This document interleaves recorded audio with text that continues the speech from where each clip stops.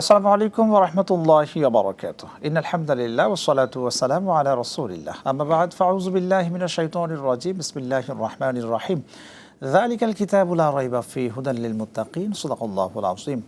দূরের কাছের দেশের ও প্রবাসের যারা যেখান থেকে যুক্ত হয়েছেন আর টিভির নিয়মিত আয়োজন প্রাণ নিবেদিত প্রশ্ন করুন অনুষ্ঠানে আপনাদের অন্তরের অন্তঃস্থল থেকে আন্তরিক মোবারকবাদ জানাচ্ছি। আমি আব্দুল লতিফ সোহাগ গাজী। প্রিয় দর্শক, আপনাদের প্রশ্নের উত্তর দেওয়ার জন্য আজ আমরা স্টুডিওতে আমন্ত্রণ জানিয়েছি। আসুন প্রথমে পরিচয় করিয়ে দিই আপনাদের সকলের প্রিয় প্রথিতযশা প্রফেসর ডক্টর মোহাম্মদ হাফেজ মাওলানা শাফিউদ্দিন মাদানী, দাওয়া ও ইসলামিক স্টাডিজ বিভাগ, আন্তর্জাতিক ইসলামী বিশ্ববিদ্যালয়, চট্টগ্রাম। আসসালামু আলাইকুম ওয়া রাহমাতুল্লাহ। ওয়ালাইকুম আসসালাম ওয়া রাহমাতুল্লাহি ওয়া বারাকাতুহু। ওস্তাদ, আপনি কেমন আছেন? আলহামদুলিল্লাহ, আপনি ভালো আছেন? আলহামদুলিল্লাহ, আল্লাহ সুবহানাহু ওয়া তাআলা আমাদের ভালো রেখেছেন। প্রিয় দর্শক, আজকের মেহমানের সাথে আমরা পরিচয় হলাম। আজকের আলোচ্য বিষয়ে আমরা রেখেছি কোরআন ও সুন্নাহ অনুযায়ী আমানতের গুরুত্ব ও তাৎপর্য। খুবই গুরুত্বপূর্ণ একটি বিষয়। এই বিষয়ে প্রশ্ন রাখুন এবং একই সাথে টিভি স্ক্রিনে একটি ফোন নাম্বার দেখছেন, যারা যুক্ত হয়েছেন সেই নম্বরে ফোন করে প্রশ্ন করতে পারেন। জীবন ঘনিষ্ঠ নানা ধরনের প্রশ্ন ইনশাআল্লাহ আপনাদের প্রশ্নের উত্তর কোরআন সুন্নাহ এবং বিজ্ঞান ভিত্তিক আমরা দেওয়ার চেষ্টা করব। জি আলহামদুলিল্লাহ, আল্লাহ রাব্বুল আলামিনের কাছে শুকরিয়া আদায় করছি, যিনি আমাদেরকে মাগরিবের সালাতের পরেই এই চমৎকার আয়োজনে যুক্ত হওয়ার সুযোগ করে দিয়েছেন। আজকের যে বিষয়টি আমরা রেখেছি যে আমানতের গুরুত্ব ও তাৎপর্য। আজকে আমাদের মানুষদের মধ্যে একটি বৈশিষ্ট্য এমন হয়ে দাঁড়িয়েছে যে আমানত মানেই হচ্ছে আমরা খেয়ানত করব। এটি হচ্ছে বাস্তবতা। এমন একটি বিষয় যে কথা দিয়ে আমরা কথা রাখতে পারছি না।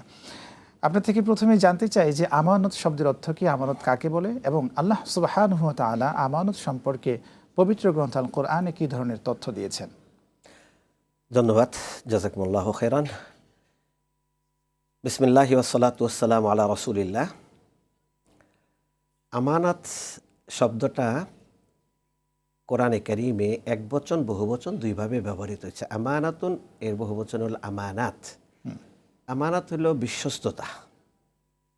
এখান থেকে বিশ্বনবী মুহাম্মদুর রাসূলুল্লাহ সাল্লাল্লাহু আলাইহি সাল্লামের একটি গুণবাচক নাম হলো আল আমিন, মানে বিশ্বস্ত ব্যক্তি।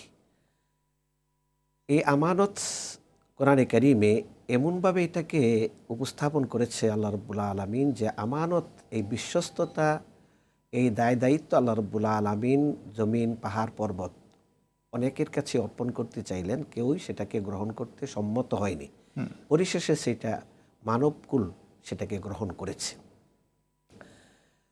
কোরআনে কারীমে সূরা আন-নিসার 58 নম্বর আয়াতে আল্লাহ রাব্বুল আলামিন ইরশাদ করছেন, ইন্নাল্লাহা ইয়া'মুরুকুম আন তুআদ্দুল আমানাতি ইলা আহলিহা। নিশ্চয় আল্লাহ নির্দেশ দিয়েছেন তোমাদেরকে, তোমরা আমানতকে যথাযথ ব্যক্তিকে বুঝিয়ে দাও। এই আয়াতটি কোরআনের এক্সেপশনাল একটি আয়াত।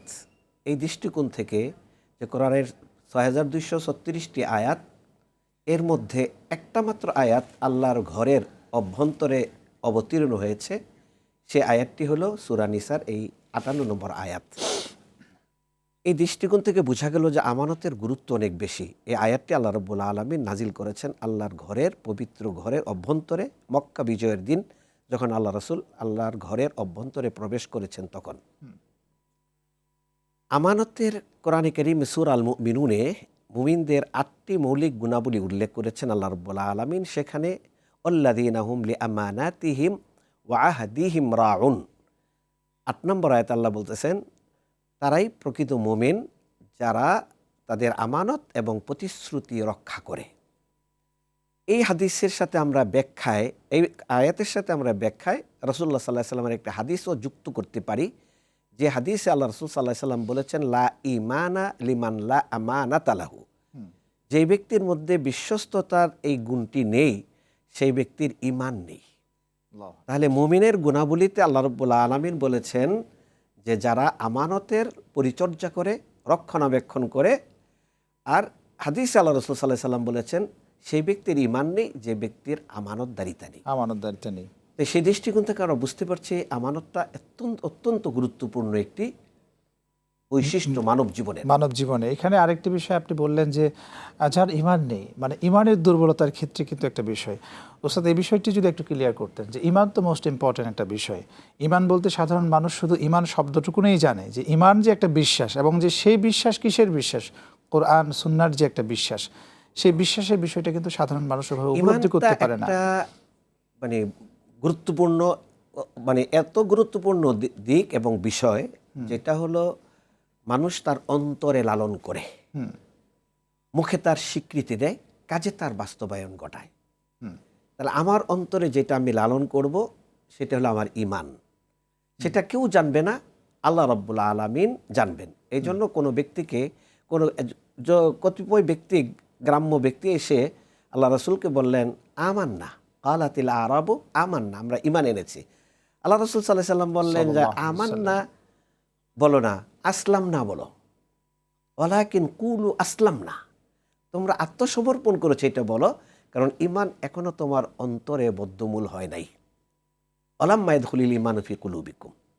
অতএব ঈমান কার অন্তরে আছে নাই, এটা পরখ করার একমাত্র দায়িত্ব আল্লাহ রাব্বুল আলামিনের। দুনিয়ার কোনো মানুষের ক্ষমতা নাই কার ভিতরে ঈমান আছে ঈমান নেই।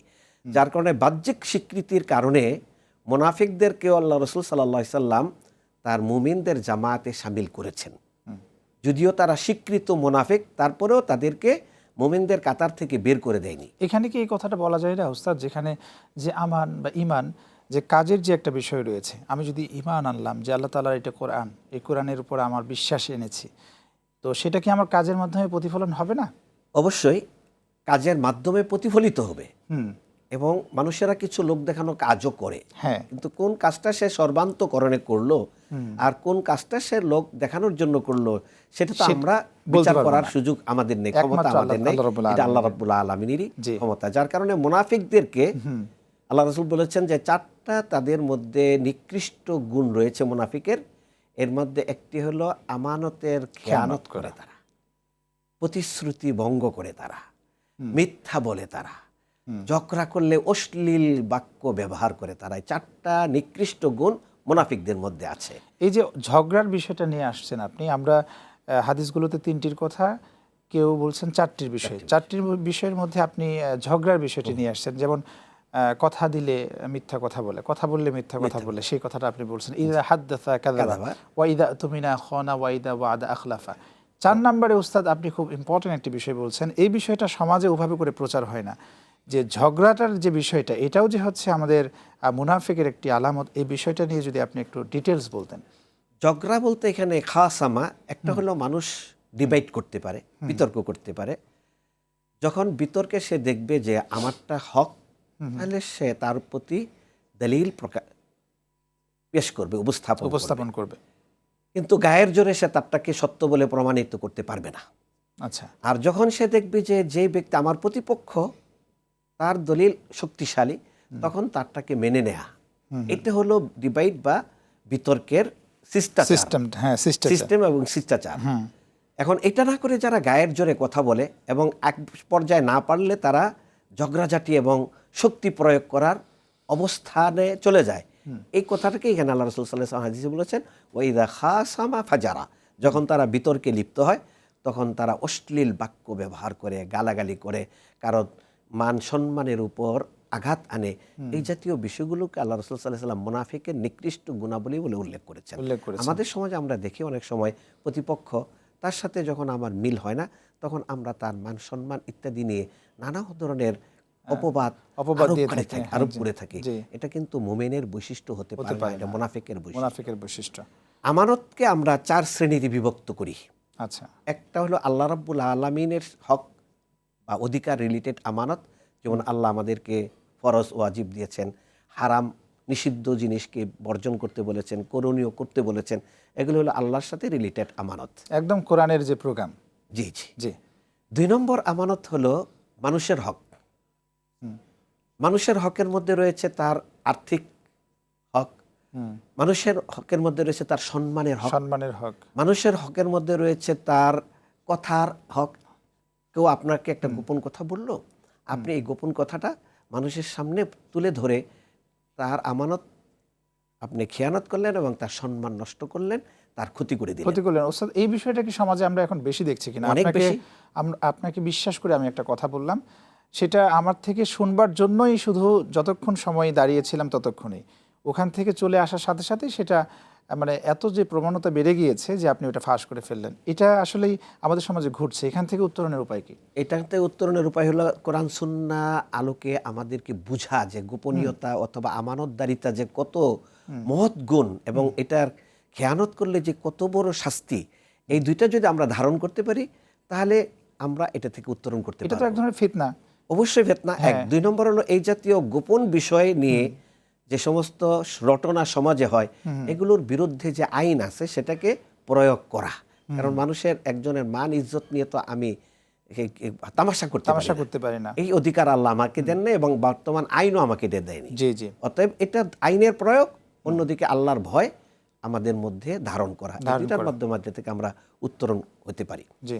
২, ৩ নম্বর হলো দায়িত্বের আমানত। জি।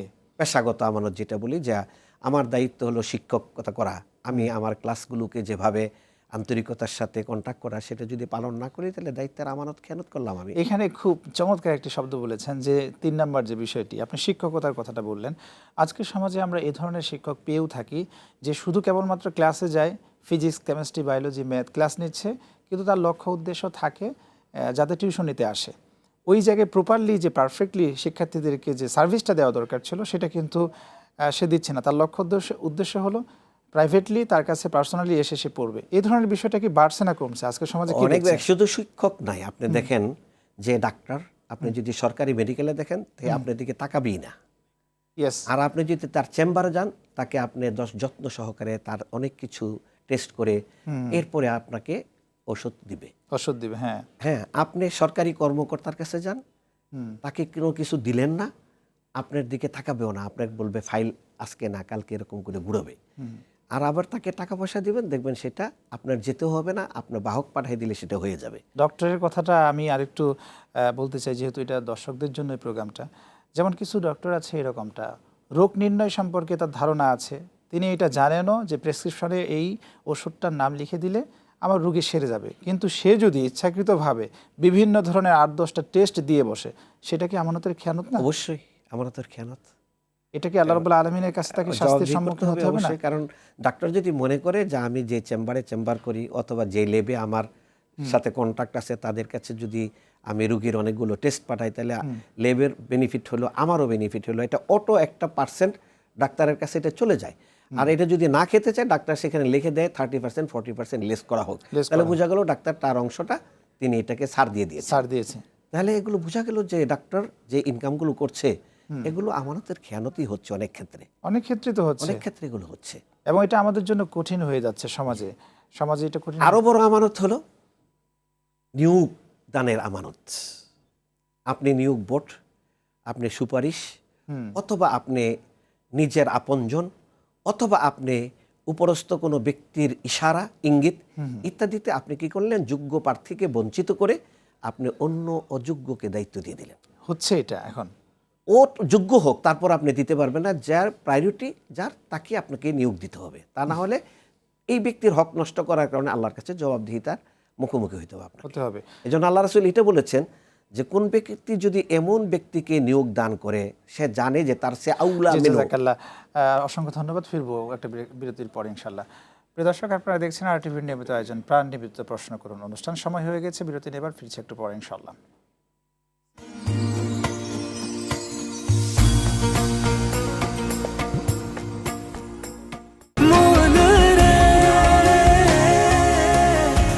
এভাবে ভরপুর বেঁচে থাকাটাই জীবন, আর জীবনের স্বাদের অনিবার্য সঙ্গী প্রাণ।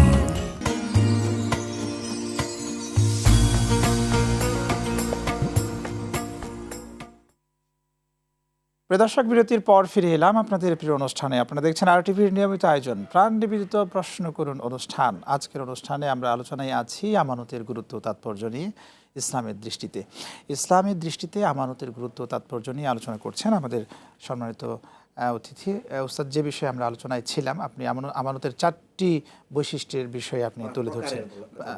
জি জি। তৃতীয় প্রকার নিয়ে আমরা কথা বলতেছিলাম যে দায়িত্বের আমানত বা পেশাগত আমানত। জি জি। এই পেশাগত আমানত, দায়িত্বের আমানতের পরে আমরা ৪র্থ নম্বর আমানত হলো। স্যার উস্তাদ, 4র্থ নম্বরে যাওয়ার পূর্বে তৃতীয়তে আপনি বলছিলেন যে আপনার নিয়োগ ক্ষেত্রে একটা নিয়োগের ক্ষেত্রে চমৎকার জি। চমৎকার একটা কথা নিয়োগের বলছিলেন। ক্ষেত্রে আমানত। আমানত। এই জন্য আল্লাহ রসুল সাল্লাহ সাল্লাম বলেছেন, যে ব্যক্তি কাউকে কোথাও দায়িত্ব অর্পণ করলো তার উপর, কিন্তু সে জানে তার চেয়েও আরো যোগ্য ব্যক্তি সেখানে আছে, সেই ব্যক্তি বড় খেয়ানত করলো। আমাদের সমাজে কি এটা হচ্ছে না এখন? এটা অহরহ হচ্ছে, সব জায়গায় হচ্ছে। সব জায়গায় হচ্ছে। এর ফলশ্রুতিতে কি এটা সমাজে, পরিবারে, রাষ্ট্রে প্রভাব পড়বে না? প্রভাব পড়ছে। এরা রাষ্ট্র মেধা হারিয়ে ফেলছে।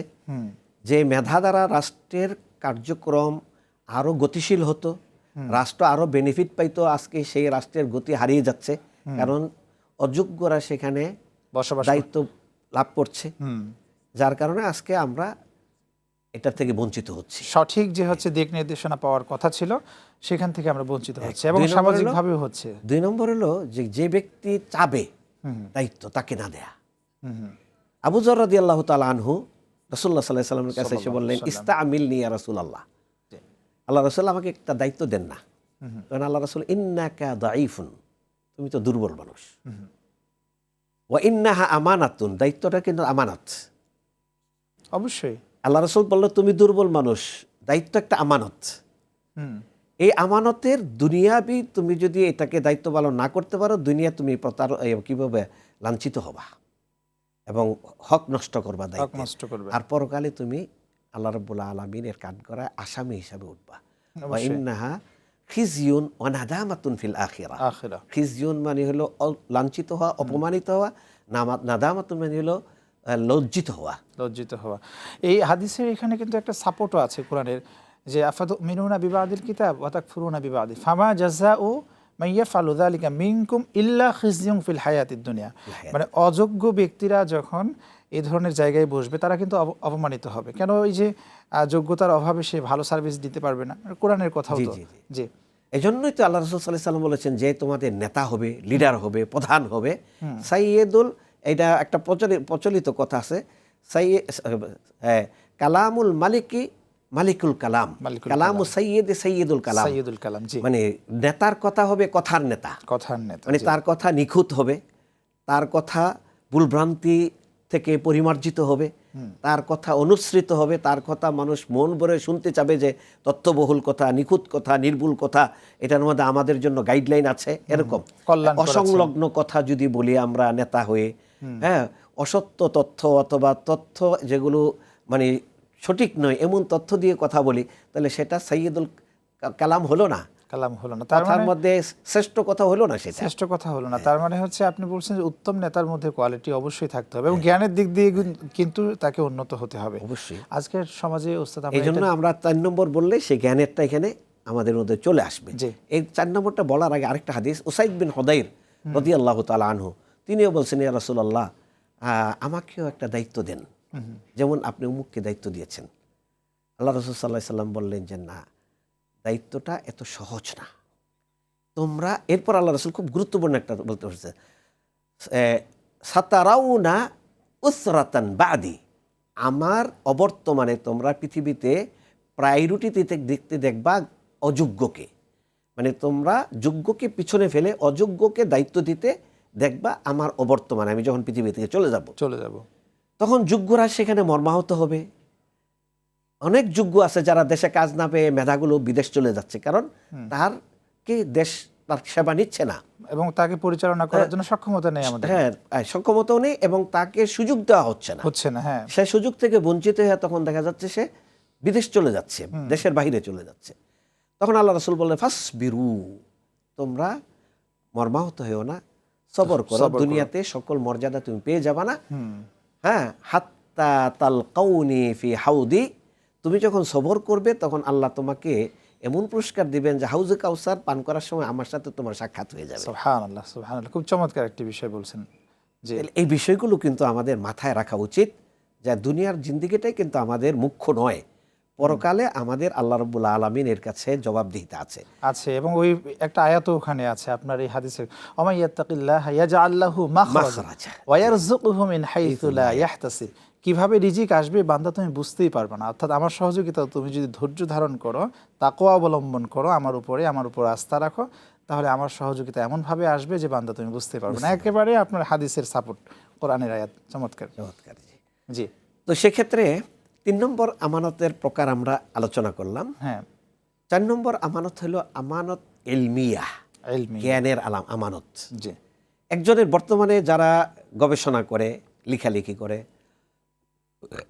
কারো কথা যদি আমি আমার লেখায় নিয়ে আসতে চাই, সেটা রেফারেন্স উল্লেখ করা যে অমুককে এই কথাটা বলেছেন। কিন্তু দেখা যায় যে অনেক কথা অনেকে বলেছে, অমুক ঘোষণা অমুকে দিয়েছে, দেয় নাই, এটা নিয়ে আমাদের সমাজে অনেক মারামারি, অনেক ঝগড়াঝাটি দেখা যাচ্ছে। কেন? আমানতের অভাব, জ্ঞানের আমানতের অভাব। আমরা এই স্বীকৃতিটা দিতে চাই না যে এই ব্যক্তি এই মহান কাজটা করেছে। এইটাকে আমানতে ইলমিয়া বলে।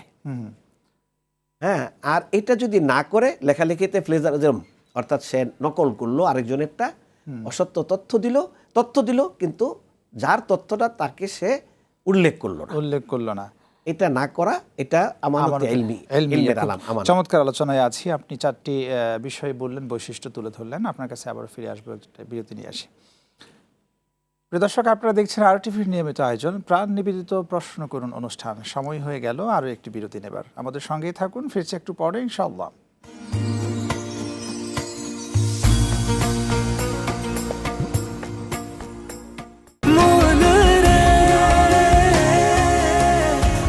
এভাবে ভরপুর বেঁচে থাকাটাই জীবন, আর জীবনের স্বাদের অনিবার্য সঙ্গী প্রাণ।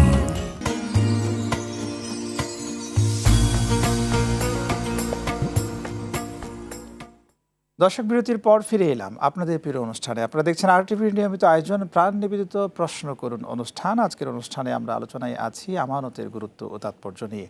যে আলহামদুলিল্লাহ, আপনি খুব চমৎকার 4টি বিষয় তুলে ধরেছেন আমানতের। সর্বশেষ যে আপনি জ্ঞানের যে একটি আমানত, অনেকে ওস্তাদ আপনি ঠিকই বলেছেন, অনেকের জ্ঞান আছে, কিন্তু ওই জ্ঞানটা যদি উনি সঠিকভাবে অ্যাপ্লাই না করেন, কেউ নিজের স্বার্থের জন্য করে না, কেউ আবার নিজের স্বার্থের জন্য ভুলভাবে তার জ্ঞানটাকে সে ব্যবহার করেন, সেক্ষেত্রে আমানতের খেয়ানত হবে কিনা, এবং একই সাথে এর ফলশ্রুতিতে সমাজে, রাষ্ট্রে, পরিবারে এর প্রভাব পড়বে কিনা।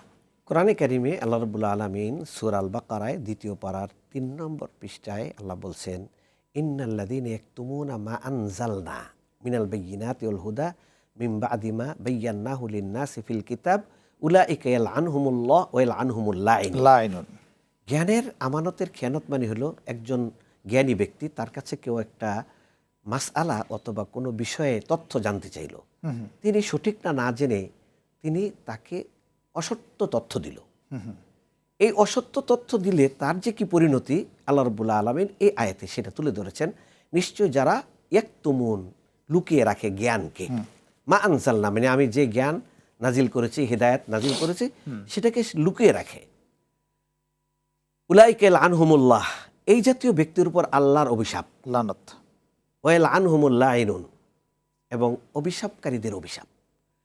তাহলে আল্লাহ রাব্বুল আলামিনের অভিশাপ প্রাপ্ত হবে যারা সঠিক তথ্য দিয়ে মানুষকে সত্যের দিকে, বা কারা সত্য এই কথাটা তুলে ধরবে না। কারোর প্রতি আমার ব্যক্তিগত বিদ্বেষ থাকতে পারে, আমার বাপ দাদা পূর্বপুরুষের বিদ্বেষ থাকতে পারে, আমাদের সালাফ আকাবিরদের বিদ্বেষ থাকতে পারে।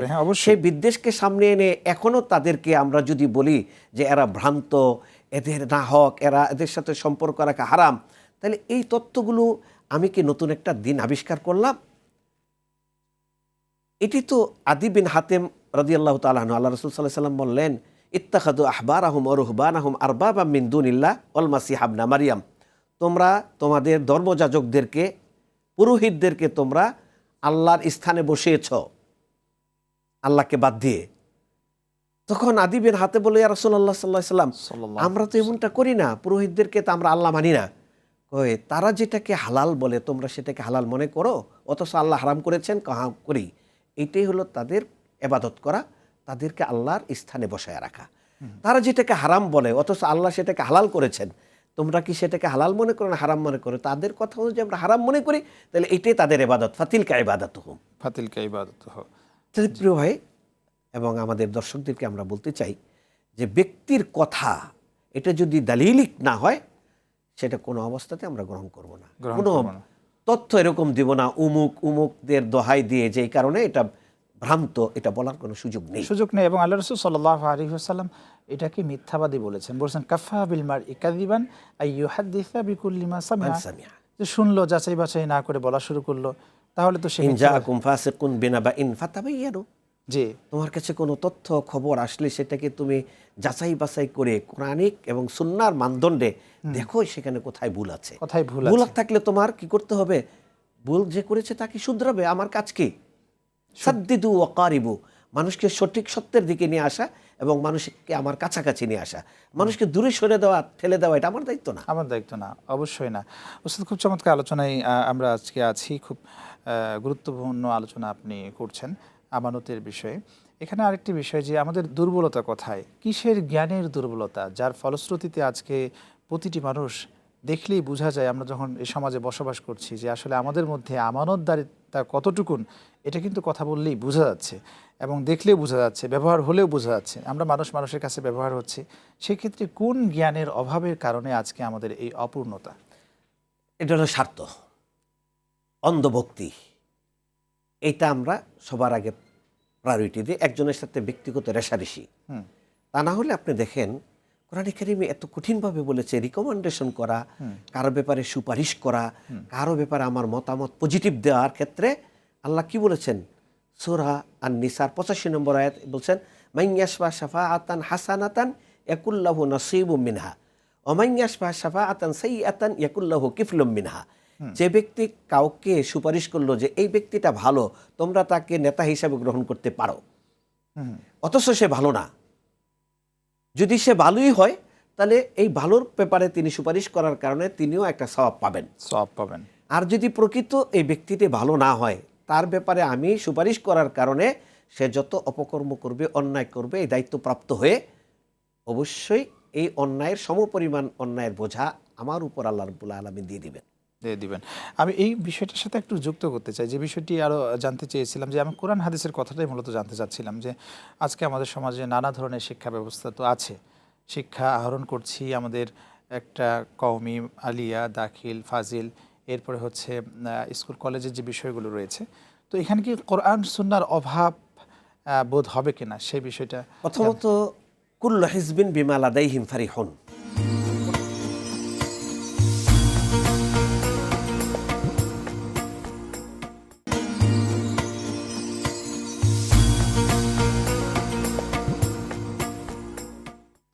প্রিয় দর্শক, বিরতির পর ফিরে এলাম আপনাদের প্রিয় অনুষ্ঠানে। আপনারা দেখছেন RTVর নিয়মিত আয়োজন প্রাণ নিবেদিত প্রশ্ন করুন অনুষ্ঠান। আজকের অনুষ্ঠানে আমরা আলোচনায় আছি আমানতের গুরুত্ব ও তাৎপর্য নিয়ে। যে আলহামদুলিল্লাহ আমরা খুব চমৎকার আলোচনায় আছি যে আমানতের গুরুত্ব ও তাৎপর্য নিয়ে। আপনি 5টি বিষয় খুব চমৎকারভাবে আপনি উপস্থাপন করেছেন। তার মধ্যে সর্বশেষ যে বিষয়টি আপনি বলছিলেন যে জ্ঞানের একটি আমানত, এই আমানতের বিষয়টা বলছেন, এবং সেখানে বলতে গিয়ে আপনি বললেন যে অনেকেই আমানত রাখে না এবং বিভ্রান্তিমূলক কথাবার্তা বলে, এ ধরনের একটি বিষয় বলছেন আমানতের ক্ষেত্রে। তো আজকের সমাজে আমরা রিসেন্টলি আমাদের যে বাংলাদেশে 12 তারিখে একটা বিষয় আছে, আমরা জাতীয় পর্যায়ে দেখি, যারা এই আমানতগুলো দিচ্ছে, প্রতিশ্রুতিগুলো দিচ্ছে মানুষের কাছ থেকে, আমার নিজে থেকে চেয়ে নিচ্ছে, সেগুলো যখন রক্ষা করতে পারবে না, সেই ক্ষেত্রে পরিবার, সমাজ, রাষ্ট্রে এটার প্রভাব পড়বে কিনা? প্রথমত প্রতিশ্রুতি দুই ধরনের। এক ধরনের হলো যেটা আমার ক্যাপাসিটির মধ্যে আছে, আরেকটা হলো আমার ক্যাপাসিটিতে নেই। আমি যদি বলি যে এই ভবনটা আমি আপনাকে দিয়ে দিলাম, এটা কোনো প্রতিশ্রুতির পর্যায়ে পড়ে না, আচ্ছা আচ্ছা এটা প্রতারণার পর্যায়ে পড়ে। আচ্ছা। কারণ এই ভবনটা আপনাকে দেওয়ার মতো অধিকার আমার নেই, কারণ এর মালিকানা আমার না। তাহলে আমি মানুষকে প্রতিশ্রুতি দিব, কিসের প্রতিশ্রুতি দিব? আমি কথার প্রতিশ্রুতি দিতে পারি, আন্তরিকতার প্রতিশ্রুতি দিতে পারি, সত্যের সহযোগিতার প্রতিশ্রুতি দিতে পারি, আমি আমার কোনো ধরনের অবহেলা করব না সেই প্রতিশ্রুতি দিতে পারি। দায়িত্ব কিভাবে পালন করবে এটা তো নতুন নয়, এটা বিশ্বনবী মুহাম্মদ রাসূলুল্লাহ সাল্লাল্লাহু আলাইহি সাল্লাম তিনি ছিলেন রাষ্ট্রনায়ক, তিনি দেখাই দিয়েছেন কিভাবে মানুষ দায়িত্ব পালন করবে।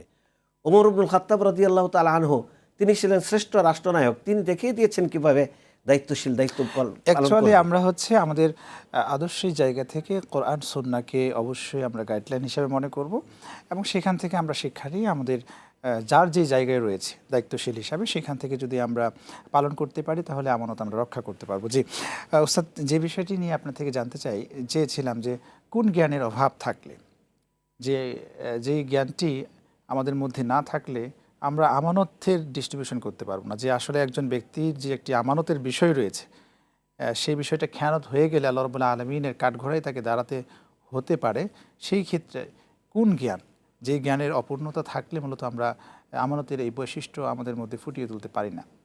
কোরআন সুন্নাহর জ্ঞান, হক হালাল হারামের জ্ঞান, জায়েজ না জায়েজের জ্ঞান, এটা অবশ্যই আমার মধ্যে থাকতে হবে। কারণ তাকে দেখেন, ইসুফ আলাইহিসসালাম মিশরের বাদশার কাছে বললেন যে ইজআলনি আলা খাযাইনিল আরদি ইন্নী হাফিজুন আলিমুন, আমাকে জমি থেকে উৎপাদিত ফসলগুলো সংরক্ষণ এর দায়িত্ব দিন, অর্থাৎ অর্থ মন্ত্রণালয়ের দায়িত্ব দিন। আমি হাফিজ, আমি এটা সংরক্ষণ পদ্ধতি সম্পর্ক জানি এবং আমি আমানতদারও। তাহলে আমি পদ্ধতিও জানি, আবার আমি আমানতদারও। এখানে আমি তাসররুফও করব না, আবার আমার এটা জানা আছে। জি, তাহলে সর্ব অবস্থায় দায়িত্ব দেওয়ার ক্ষেত্রে বা নেয়ার ক্ষেত্রে এটার ক্যাপাসিটি আমার আছে কিনা, এই দায়িত্বটাকে রক্ষা করে আমানত, জাতির আমানত অথবা দায়িত্বের আমানত আমি বহন করতে পারবো কিনা, যেটা আবু যর রাদিয়াল্লাহু তাআলা আনহুকে আল্লাহ রাসূল বললেন ইন্নাকা দাঈফুন ওয়া ইন্নাহা আমানাতুন, তুমি দুর্বল মানুষ, তুমি এটা পালন করতে পারবে না। জাযাকাল্লাহ। তার মানে হচ্ছে জ্ঞানে সমৃদ্ধ হতে হবে, কাঠামোয় সংক্ষিপ্ত হতে হবে, তবেই কিন্তু এটা সম্ভব। জাযাকাল্লাহ, অসংখ্য ধন্যবাদ আজকে আপনাকে আমাদেরকে সময় দেওয়ার জন্য। প্রিয় দর্শক, এতক্ষণ আপনারা দেখলেন RTV নিয়মিত আয়োজন প্রাণ নিবেদিত প্রশ্ন করুন অনুষ্ঠান। আজ এ পর্যন্ত। আগামী পর্ব দেখার আমন্ত্রণ জানিয়ে বিদায় নিচ্ছি। রব্বে কারিম আমাদের ভালো রাখুন, সুস্থ রাখুন, রাখুন নিরাপদে। আল্লাহ হাফেজ। আসসালামু আলাইকুম ওয়া রাহমাতুল্লাহি ওয়া বারাকাতুহু।